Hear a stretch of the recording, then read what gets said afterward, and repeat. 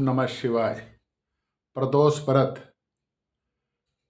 हर शुक्ल पक्ष और कृष्ण पक्ष की त्रयोदशी को प्रदोष व्रत करते हैं। प्रदोष व्रत भोले शंकर भगवान शिव आशुतोष महाराज को खुश करने के लिए इस व्रत के प्रभाव से सभी प्रकार के संकट दूर हो जाते हैं। तो जिनको भी कुछ संकट हैं या भगवान शिव से कुछ मांगना चाहते हैं वो बहुत जल्दी खुश हो जाते हैं भोले बाबा। तो प्रदोष व्रत करना चाहिए। प्रदोष व्रत को सवेरे से ही भगवान शिव का षोडश उपचार मतलब 16 प्रकार की पूजा जो पूरा पूजन का विधि है वो पूजन करना चाहिए। गंगा जल से भगवान को दूध से, गंगा जल से, दही से, शहद से जो भी आपको द्रव्य मिलते हैं भगवान को चढ़ाने योग्य, उन सभी द्रव्यों से भगवान का अभिषेक करना चाहिए। और लेकिन एक बात ध्यान रखनी चाहिए कि सब कुछ करने के बाद अंत में गंगा जल से जरूर अभिषेक करना चाहिए। नहीं तो बहुत छोटी सी विधि है कि पहले जल चढ़ाएं, फिर दूध चढ़ाएं, फिर जल चढ़ाएं, फिर गंगा जल चढ़ाएं।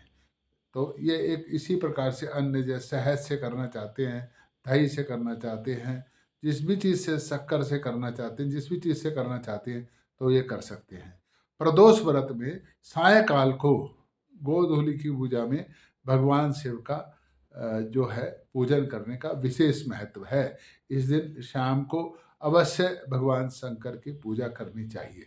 सारा दिन व्रत करें और शाम को भगवान शंकर की पूजा करें तो विशेष फल मिलता है। पूजा तो वैसे भगवान शंकर की शाम को ही करनी चाहिए प्रदोष व्रत वाले दिन। और इसकी एक कथा भी है कि एक ब्राह्मण था, अपनी ब्राह्मणी और बेटे के साथ गांव में रहता था। पुजारी था, ज़्यादा कुछ दान दक्षिणा तो मिलती नहीं थी, तो निर्धन था।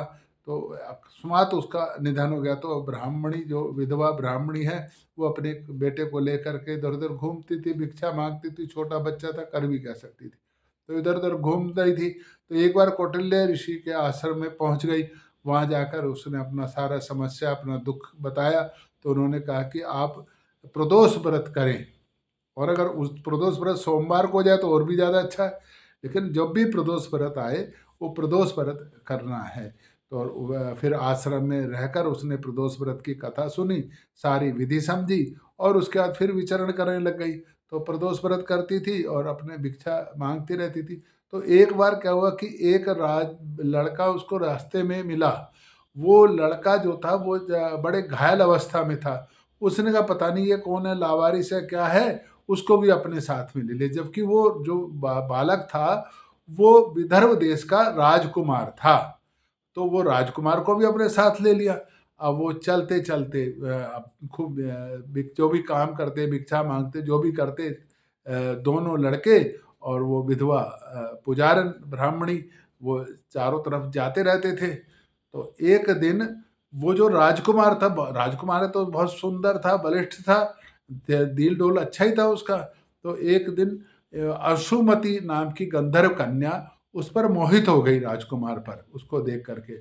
तो दोनों का प्रेम प्रसंग चला। तो उसने अपने माता पिता को बताया राजकुमार के बारे में। तो जब माता पिता मिले तो वो पहचान गए कि ये तो विदर्भ देश का राजकुमार है। तो उन्होंने अब उसकी विचार करा उसकी शादी करने का। तो भगवान शंकर ने उनको सपने में कहा कि तुम तुरंत इस राजकुमार से अपनी लड़की की शादी कर दो। तो वो तो चाहते थे, राजकुमार भी चाहता था। तो उनकी विवाह हो गया। विवाह के पश्चात गंधर्व देश की सेना और अन्य सेना का एकत्रण करके उसने विदर्भ पर आक्रमण करा और अपना राज्य प्राप्त करा। राज्य प्राप्त किया तो वो जो ब्राह्मणी का लड़का था उसको उसने अपना प्रधान मंत्री भी नियुक्त करा और ब्राह्मणी को भी अपने साथ रखा, क्योंकि बुरे समय में तो वही लोग उसके साथ आए थे। तो वो वहाँ पर राज्य में सुख भोगने लगे। तो बाद में अंशुमति ने पूछा कि ये सारा कुछ हुआ क्यों। तो फिर उस ब्राह्मणी ने बताया कि मेरे को ऐसे ऐसे ऋषि ने बताया था कि आप प्रदोष का व्रत कीजिए तो जो भी आपके संकट है, दुख है, दरिद्रता है, वो आपकी खत्म हो जाएगी। तो मैंने ये राजकुमार को पालते पालते और प्रदोष का व्रत करा था। तो प्रदोष का व्रत करेंगे और इस कथा को सुनेंगे तो सांसारिक सुख भोग कर अंत में मोक्ष को प्राप्त करेंगे, शिवलोक को प्राप्त करेंगे। और आज के दिन ओम नमः शिवाय, ओम नमः शिवाय इस मंत्र का उच्चारण करेंगे तो अपने सारे कष्ट आपके तुरंत दूर हो जाएंगे। तो सारा दिन भगवान शिव की पूजा करनी है, आराधना करनी है, किसी से झूठ नहीं बोलना, द्वेष नहीं करना, कोई मांसाहार, किसी प्रकार का अन्य द्रव्य, कोई शराब, ये प्रयास करें कि इसका सेवन घर में कोई ना करे। अपना तो फर्ज है कहने का, मानते तो ठीक है, लेकिन हम कम से कम ऐसी चीज़ों को हाथ ना लगाएं, ऐसी चीज़ों से दूर रहें। और छल कपट फरेब और भोलेनाथ जितनी जल्दी खुश होते हैं उतनी जल्दी रुष्ट भी हो जाते हैं। अगर उनकी इस प्रकार की आप पात्र नहीं बनेंगे उनके दया के, तो अपने को दया का पात्र बनना है तो भगवान के सानिध्य में रहना है। भगवान जो चाहते हैं वैसा करेंगे तो अपने को कष्ट तुरंत दूर हो जाएंगे। तो प्रदोष का व्रत करेंगे और शाम को पूजा करेंगे और ओम नमः शिवाय ऐसा मंत्रों का करते हुए भोलेनाथ की शरण में रहेंगे तो भगवान भोलेनाथ आपके सभी कष्ट दूर कर देंगे। और कथा खुद भी सुननी चाहिए, और इस कथा को जो मैंने आपको सुनाए औरों को भी सुनाए ताकि सबका भला हो। अब कथा को शेयर करने में क्या जा रहा है, आप भी शेयर कर सकते हैं, इसमें क्या बात है। ओम नमः शिवाय, ओम नमः शिवाय, ओम नमः शिवाय।